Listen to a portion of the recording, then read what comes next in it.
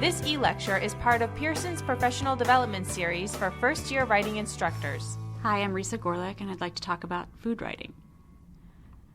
A couple semesters ago, I decided to focus a composition class on food and society, and students really respond well to it because there's so much going on locally, nationally, internationally with food that you can bring a lot in. You don't have to necessarily use traditional texts.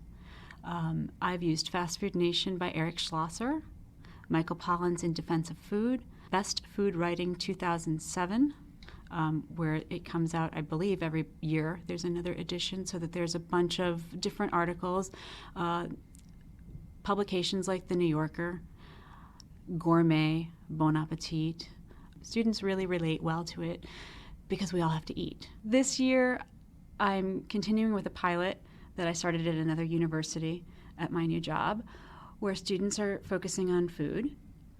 I begin the class with a restaurant review. It's an argumentative writing class. So students have to argue for or against a restaurant of their choice. I ask them not to choose a fast food restaurant or a chain. I tell them if they can't afford to eat out, that's okay, they can review the cafeteria.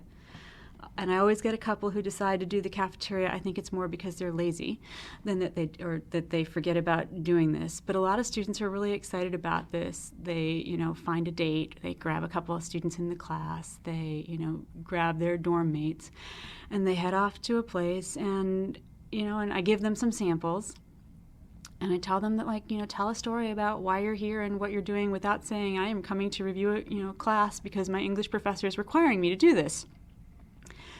And they have a lot of fun with it. From there, we move on to more research-based writing.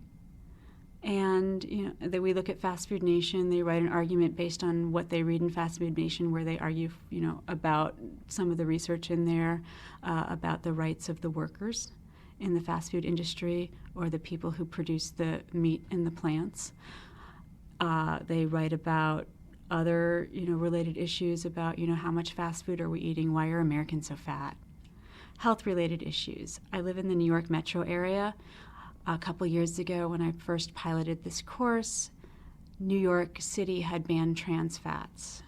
So we read a lot about trans fats and learned that butter is a trans fat, and bakeries are really in trouble because if they can't cook with butter, the product doesn't turn out the same.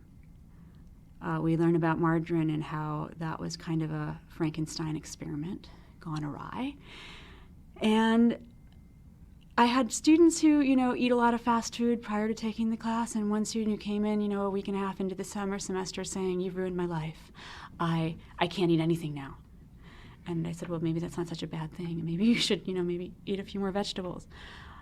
I'm not a vegetarian. I tell students that I don't have a political agenda. Some students end up reading Fast Food Nation and deciding to eat more fast food, but most don't.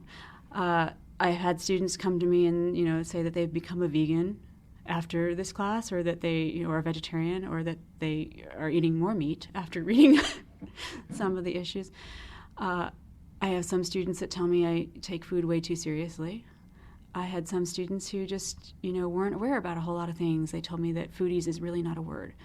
And I told them, yes, it was. So we have a lot of fun. I think we learn a lot. We learn about our fetishes and our preferences. We learn about what certain students won't eat or do eat.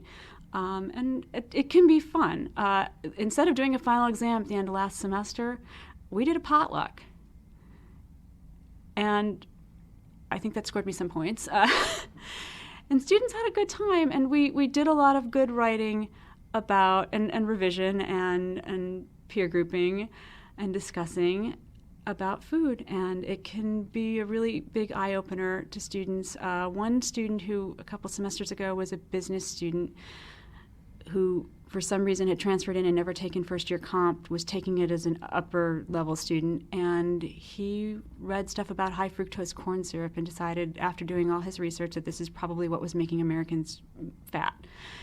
And he ended up turning that project that he wrote in my class for his major paper into his senior thesis a year later, and came in, called me and asked me to come to the defense. And it was really kind of cool because he didn't expect this. So I think students, when you give them a lot of opportunity to do things and to be creative, they can come up with some really interesting writing things. For additional e-lectures, visit Pearson's professional development site for first-year writing instructors at www.pearsonhighered.com/compro.